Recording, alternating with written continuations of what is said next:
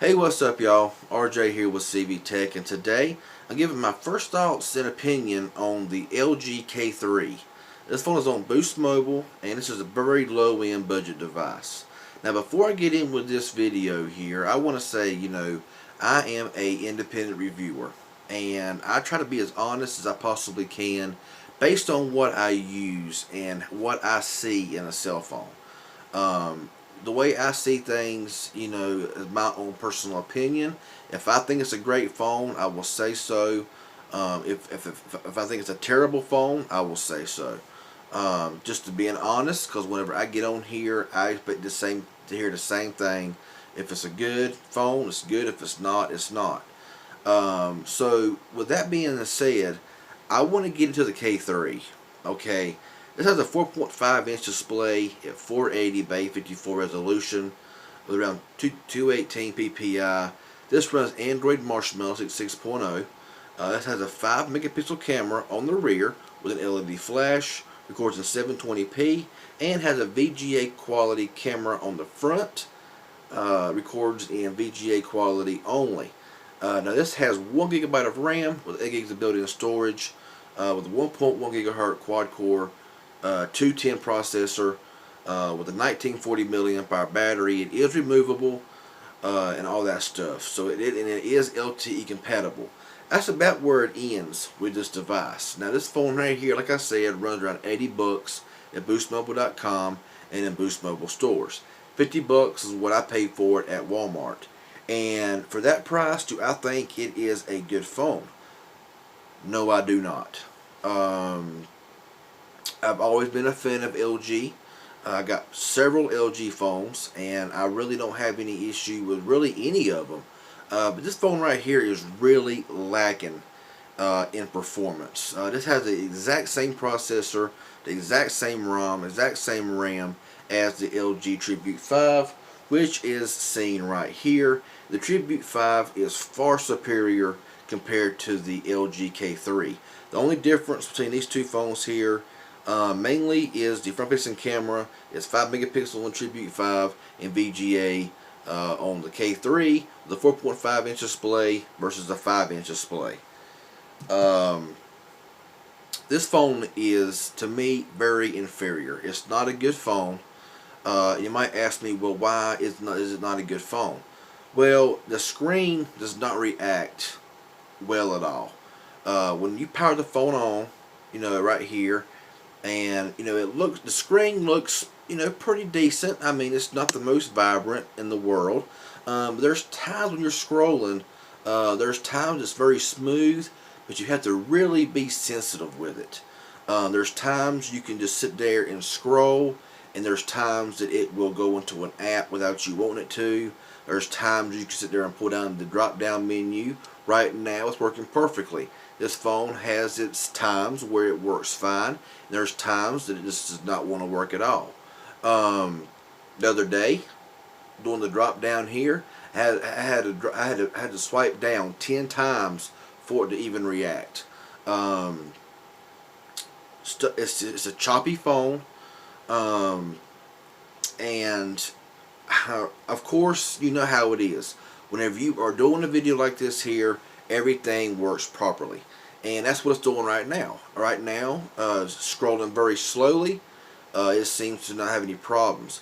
But if you start scrolling fast, like on some phones, it'll launch apps you didn't mean that you didn't push. It will sit there, it'll hang up, it'll freeze up, and you can't expect more out of a budget device. But whenever you have other devices that are expected exactly the same, like the Kyocera Hydro Reach, the LG Tribute 5, and other phones with the same similar processor that runs flawlessly, and you have this phone right here that is just very inferior. It's like this phone right here was just kind of thrown together. It feels very cheap. The materials feel very cheap, like it was just thrown together with cheap plastics. It's a very bland phone, and for the price tag at Boost Mobile of $80, something like that, there are much better phones out there. Now this is not a review, this is just my first thoughts and opinion. So the review will come and I will do some tests and play some games and just show you how the phone works in performance wise. Now I have very few apps on this device.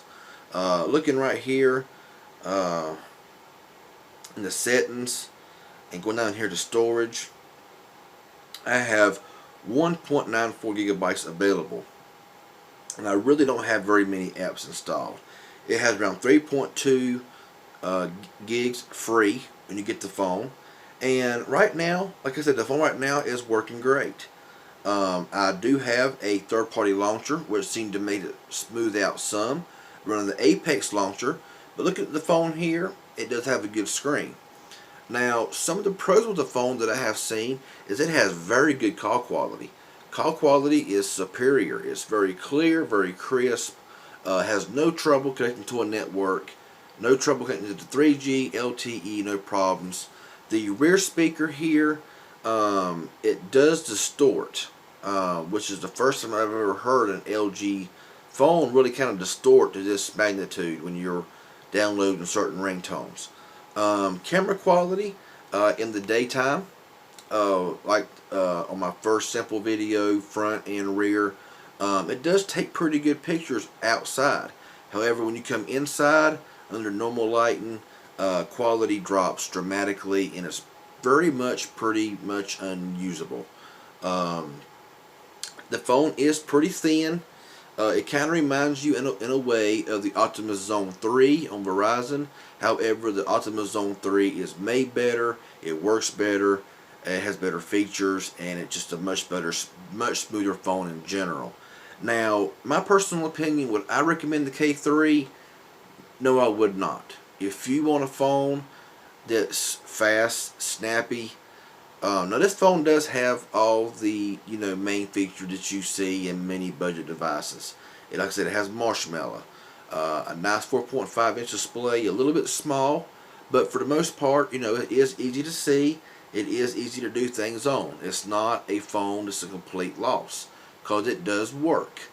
However, what I have noticed is that there's times that it just does not want to cooperate with touch. Sometimes you got to really press down on these buttons to get it to work.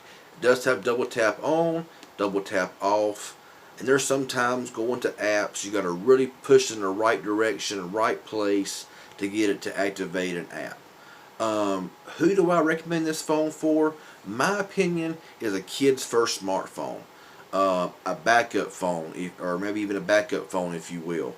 However, there are phones out there for around the same price that are better. For instance, the Kyocera Hydro Reach. 5-inch display, same specs, waterproof, basically about the same price as the K3, and a much better phone. I'm not trying to sway anybody, just giving my personal opinion. There's other phones out there. Even the Moto E2nd generation that's been out for a while smokes this phone. This phone will lag up. It will bog down. And, I mean, I know that I cannot expect a whole lot out of a very budget smartphone. But when you compare it to a phone like the Tribute 5 that works flawlessly and works very well for the price point, and honestly, this phone is almost the same price as the K3, and I would say that the Tribute 5 is 10 times the phone of the K3. I hate to give a phone a bad rap, but I have used it some, and there's times it gets so unbearable, so aggravating when you're trying to type and it will not type your words right. When you're trying to go to an app and you got to sit there and push it like 10 times to get to activate an app. Times it force closes apps, it just does not want to work right. I can't use it because you want to throw it, and that's not good when you just pay $50 for a phone. But like I said, it does feel very cheap, and it does not feel like it feels like it was just kind of thrown together. Very fastly produced and just thrown together with very cheap materials. And it is all plastic, but it feels like the most plasticky phone I've ever used. The battery is 1940 milliamp hour, and it is user replaceable. It has a micro SD card slot, and it has a nano SIM for the LTE connectivity. I don't want to drag this video out no longer than I have to. It's been 10 minutes already, and where that 10 minutes went, I have no idea. But everything does snap back into place really nice and tight. There is no creaks, there is no rattles. So this phone right here, I would say a great starter phone for anyone wanting to buy a phone for a kid. I would say people who are elderly might like this phone, but as glitchy as it is and how it don't want to sometimes function right, I can't even dial 611 on this phone. I push 611, it won't dial it for some reason. I got to call Boost Mobile's actual number to even call out to them. Aggravating, yeah, it is. The design is okay, but it's just a plain bland phone that, to be honest with you, it's an inferior phone in my opinion. I personally wouldn't recommend picking it up. I will not be keeping this phone. Definitely won't be keeping this phone. I will be doing a review on it, playing some games, showing you some tests if I can get it to work. For some reason, the benchmark test I downloaded will not work. It always says turn off data connection or network connection, and you know that you cannot run a benchmark test without a connection. So if you can if you know how to fix that, leave it in the comment section below. I sure would appreciate it. So yeah, I mean, really big bezels on the phone here, as you see, top and bottom. This could have easily been a 4.7 to a 5-inch display, but it is what it is. It's a K3. I don't see it being on the market very long because it is just a bland phone. So I hope this helps out a little bit. And if you're thinking about picking up the K3, my personal opinion, check out something else. The Tribute 5, the Kerasera Hydro Reach, even an older phone like the LG Volt 2 or the Moto E 2nd generation. They're far more superior phones than the LG K3. So that's just my opinion. If you got any questions or comments, or if you want to talk down about this or whatever, because I want to give you what I've seen in the phone, leave it in the comment section below, and I'll get back with you as soon as possible. This was informative in any way. Leave me that thumbs up. I sure would appreciate it. If you haven't already, hit that subscribe button down below. I sure would appreciate it. Y'all have a good one, and we'll see y'all in the next video.